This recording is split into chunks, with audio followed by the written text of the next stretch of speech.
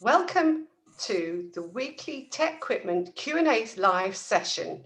Today I'm joined by Ashley Malkin and Richard Marsh, and we're going to be talking about how academics, students and colleges and universities have been dealing with the different teaching environment during the COVID-19 restrictions.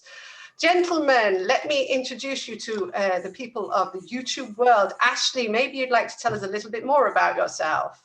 Yep. Hello, I'm Ashley Malkin. I'm the Senior Technician at CU Coventry, which is a subsidiary of Coventry University. We focus on a slightly different target market, slightly different teaching model. I look after the engineering, IT and digital design courses, all the technical side of that stuff. Brilliant. Thank you for that, Ashley. Ashley's going to come on to talk about how they've been doing practical teaching and other elements of the teaching during COVID-19. We've also got Richard Marsh from Cardiff University. Richard, maybe you'd like to introduce yourself. Hi, I'm Richard Marsh. I'm Head of Teaching for Mechanical and Medical Engineering at Cardiff University in the School of Engineering. And we teach undergraduate and postgraduate students in a variety of subjects, and we use a variety of techniques, which is what we'll be describing in the chat today. Fantastic. Good. So Ashley, before we come on, so we're going to talk to you first about how you've been dealing with the COVID-19 situation and your teaching both remotely and in your facility. First of all, I do want to do a quick reminder to everybody who's watching this live that there is a chat box, and this is your place where you can ask questions live to both Ashley and Richard. So you can get involved in the conversation here with us today. If you're watching this on demand, then do put your comments in the comment box and we will come back to you with any questions you may well have during this course of the session. It's also wonderful to know who's watching and where you are in the world. So if you are watching this, please, it's great if you want to put your name in the chat box and where you are from. That would be wonderful. I see Bruno. Bruno is one of our regional sales managers who's based in the UK. He's online. We've also got Hendrianto. He's one of our sales partners from another part of the world. So he's put a comment in the chat box there. So great to see you guys online. So Ashley, we know we're not just talking to ourselves, we're talking at least to Bruno and Hendrianto and many more as well who are not quite as confident about voicing up their presence. Ashley, now you were already pretty geared up, ready for COVID-19, incidentally not planned, but it's given you a platform that's made it quite an easy transition for you. Perhaps you could tell us more about your teaching approach and then how that's adapted and how you've moved into dealing with remote learning during COVID-19 limitations. No worries. Yeah, okay, so we moved into a new building in March 2019. I don't even know which year we're in now. Obviously, with ever increasing student numbers, we're trying to do it with less space. So we decided to go for one large open plan lab where all the teaching takes place, all the teaching, all the labs, everything. So we've got 160 seat lab. Half it's got 2 monitors, half it's got monitoring equipment, depending on what we're teaching in it. We put no screens in because every student sit in front of a high-spec engineering computer. So it seemed redundant to put extra screens in as well. Our tutors have microphones and tablets, so they're mobile, but they project every single screen in that lab, and the students have headsets. This allows us to, so for foundation classes, for example, we have 160 students in, all doing the exact same thing. So you have a main tutor teaching, and then you have others supporting, floating around the room. But consequently, also we have we have other classes running at the same time. So in the morning, for example, we'll have first year and second year running simultaneously alongside each other because everyone's got a headset on. No one interferes with each other. We also run part-time engineering, and we've had 5 or 6 classes running in there simultaneously. This is working quite well. So the software we're using Big Blue Button at the moment, which is kind of a webinar software anyway. Right. So it's almost like a live webinar. We're in the room with them, but it's an online screen share system. It has chat. It can break out into breakout rooms, so you can divide the students into groups even virtually. So obviously, when we couldn't go into the building anymore, it wasn't much of a change to switch to completely online, as they were already used to doing it almost online but physically. What was the driver that made you adopt such an approach where you said, well, we're going to have this great big multifunctional space, and rather than having a traditional lecture hall, we're going to do it via headset and onto the computers that you can see in this picture here now? Yeah. Well, one of our aims was we're trying to move away from didactic teaching, have been for a number of years. So we've almost forced it. You can't stand at the front of this room because there isn't a front. Right. So yeah, we're trying to move to more of a flipped, blended approach. So we just tried to make an environment that works for that, really. Brilliant, fantastic. Wow, well, it really is a very impressive lab that you've got there.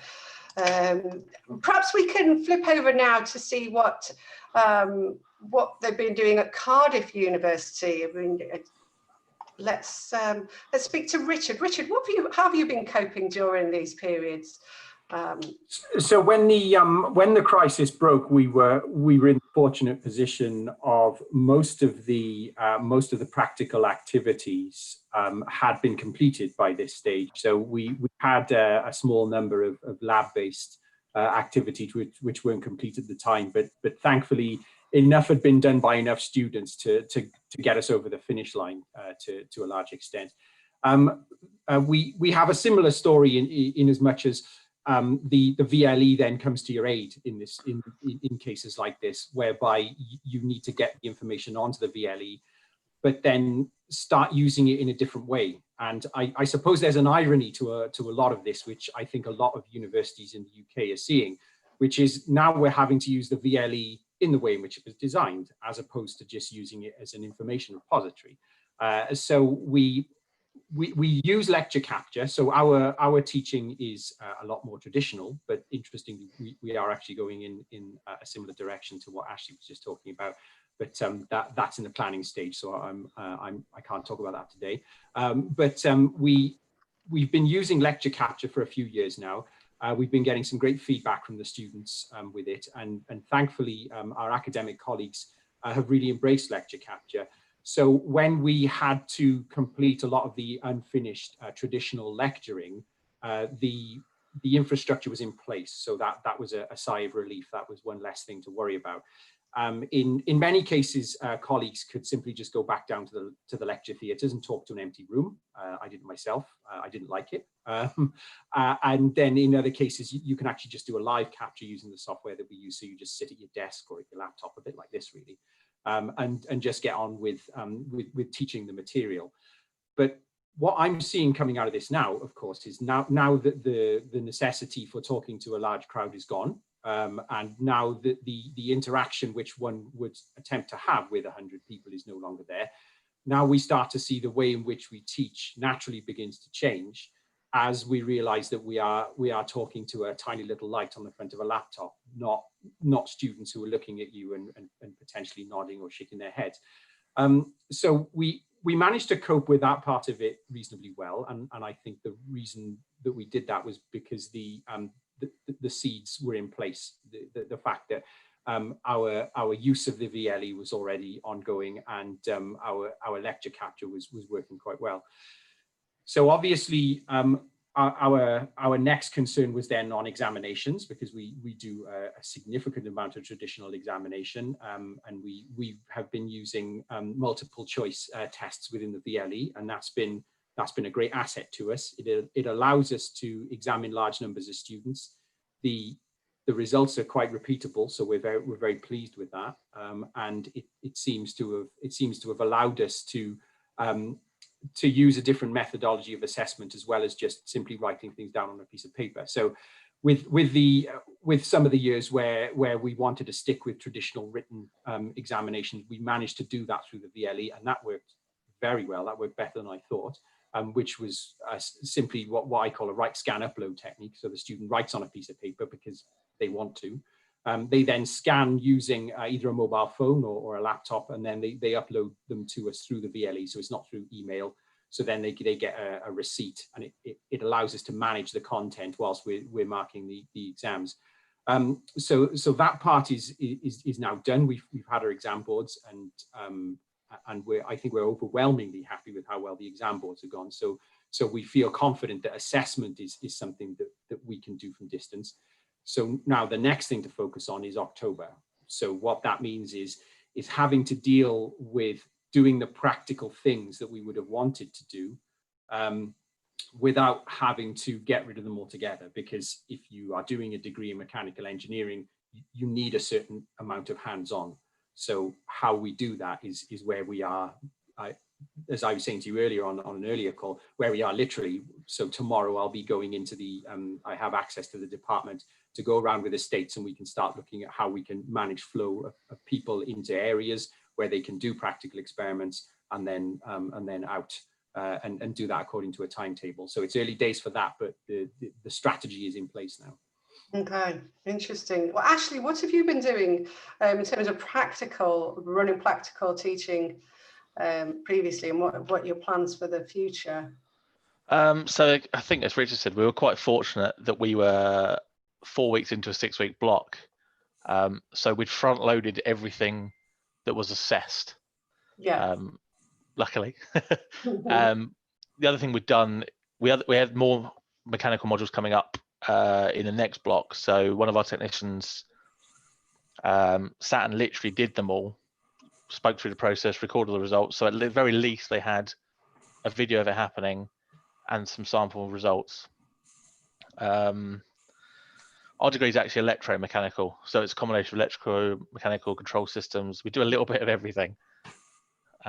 Much of our software's has student install versions.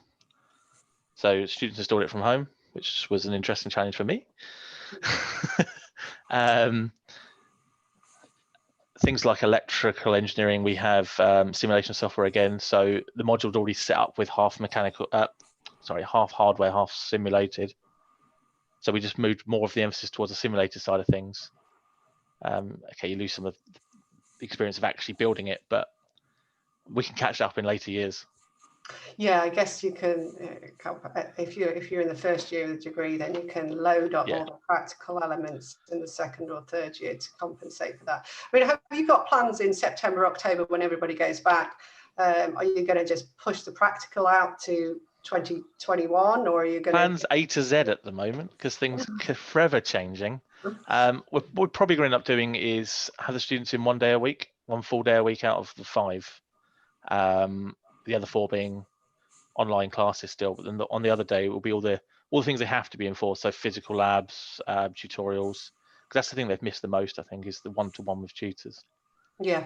We're still doing a lot of simulation. There'll still be a non-physical version of everything, because obviously some students, international students particularly, probably won't be able to get to the UK by September.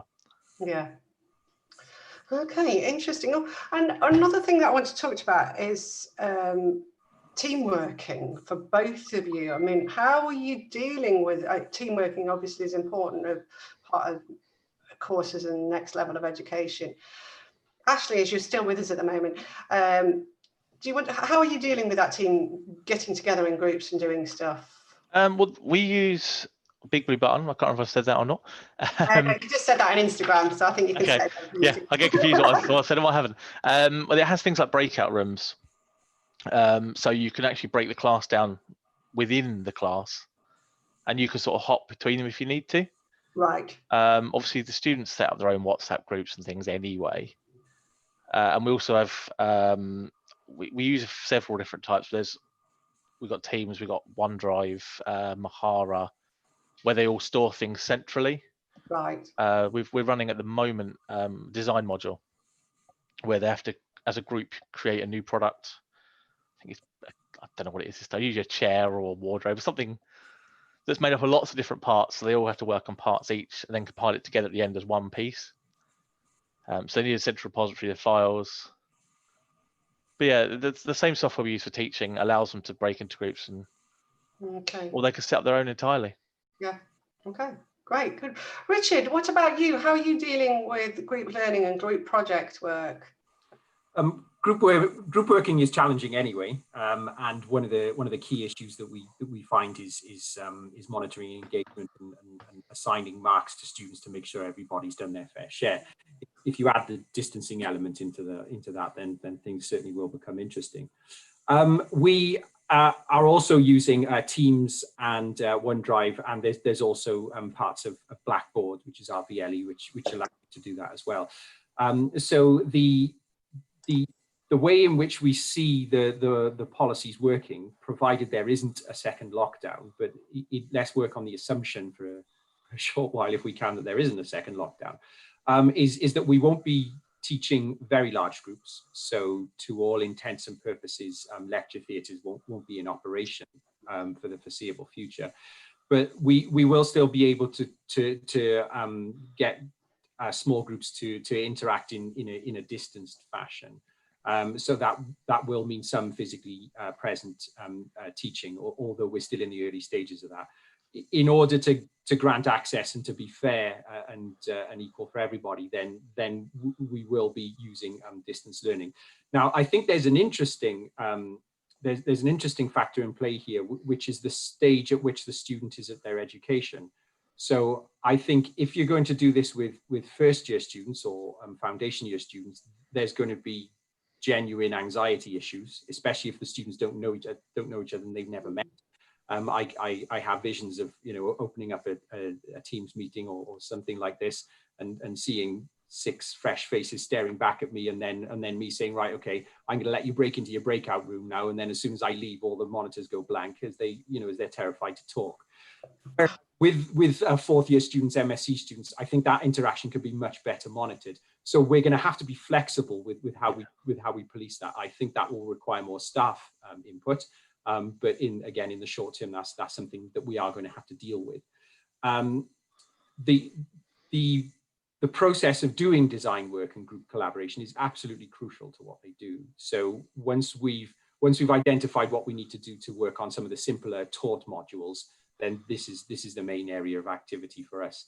But thankfully, my colleagues are going into this with their eyes wide open. They know that we need to do some thinking around it, and we will be ready come October.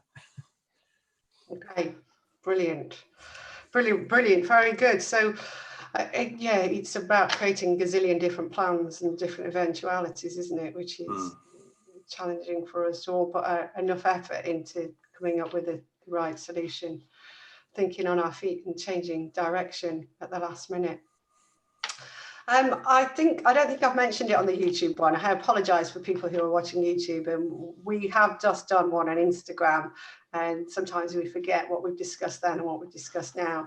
One of the things that we talked about engagement today, and we talked about practical teaching at TecQuipment, we have been thinking and working hard in the background as to how can we adapt as an organisation to help you deal with those challenges. Now my lips are sealed because I can't talk about what we've been working on because we're not quite ready, but we will be ready really, really soon. So watch this space. It's about engagement. It's about engagement through practical teaching, and it addresses some of the challenges that we have talked about today. So I'll have to leave it at that on that note. Good. Well, I will remind everybody who's watching this live, this is the opportunity to ask both Richard and Ashley any questions about their COVID-19 teaching experience. As individuals, Richard, how have you dealt with, how's the experience been for you being a lecturer at home and not being face-to-face with your students? It's been difficult, and it's been very diverse because every student I deal with, there's a story behind, and you have to get to the crux of that story before you can give your response. So we obviously have a very large international community within Cardiff University, and a lot of those students had to transition back to their home countries very quickly. And that did cause a lot of anxiety in terms of how the rest of their teaching was delivered. There are some places in the world where they can't watch video streams because of security, so we've had to deal with that as well. So we can't use one size fits all for solutions, so we have to chase a lot of these up. I think some students have coped well with the lockdown and others haven't. In any dynamic situation where there's a lot of change, then obviously getting information out and consultation is very important, and we've done a lot to do that. But there will always be a minority that having difficulty come into terms with the situation, so we have to deal with those individually. I mean, on a personal level, this isn't the way I think a lot of us want to teach. We want to interact with students. We want to be able to talk to them individually and work through problems with them and generate that community feeling. So the teaching that we do next year, we have to make sure that we can generate that community whilst at the same time being able to get the material across. So one of the things that we will be insisting with academics is to not allow them to recycle any recorded materials from pre-COVID. And whilst there may be an issue with the workload here, I don't want to see emails from students saying that lecture that I was just given, that was clearly just last year's lecture captured in lecture theatre with a bunch of people that I don't recognise. So we certainly need to make things more bite-sized. We need to bring the magnitude and the length of the materials down and tailor them for what the students' needs will be as we go forward this year. So it's been interesting. I think the assessment part of it went more smoothly than we thought. And I've talked to contacts in other universities through things like external examiners, and they said it's been very diverse across the UK how different institutions have dealt with assessment during lockdown. I think the advice I would give to anybody would be that any work you put into assessment at a distance, whether it's formative or summative, it pays off. It's interesting that it's not like you put a lot of effort in and say, oh well, we're never going to use that again, or it didn't work. You learn lessons every time, and you're constantly building up repositories of information, and that's been the good thing, I think. Brilliant. Really interesting point about bite size, because it's really easy. I mean, we're on a Zoom right now. It's really easy to get Zoom fatigue. And when you're in a real space, it's a lot easier to stay engaged. I mean, you're less likely to drop to sleep because you've got somebody there in your face, for one thing. Not that I'm going to drop to sleep here today, but if you're home in your own sofa, or some students may still be in bed with their laptop, it's so much harder to discipline yourself as well, isn't it? You've got to really incorporate a whole other level of motivation and discipline into your life.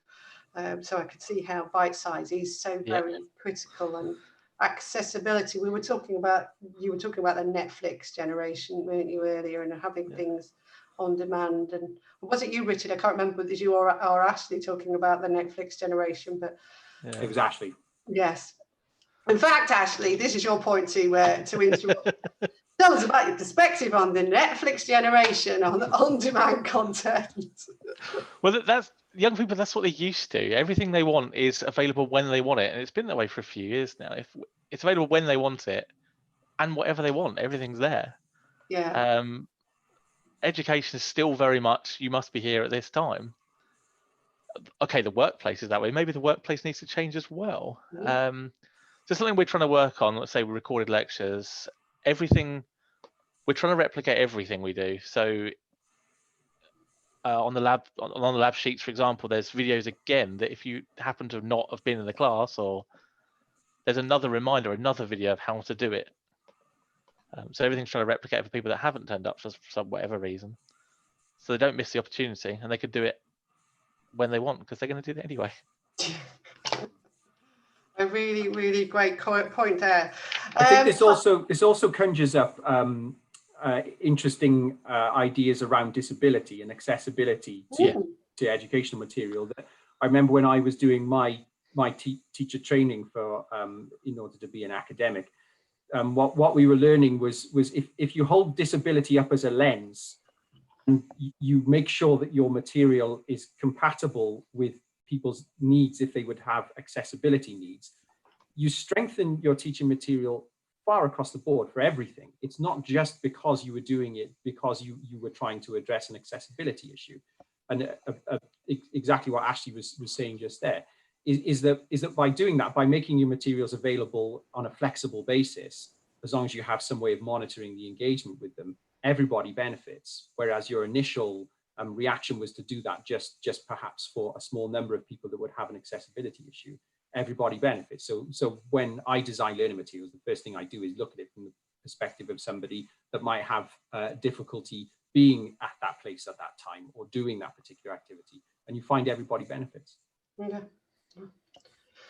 Necessity drives, and it's amazing, and there'll be many fantastic opportunities and changes that happen as a result of COVID.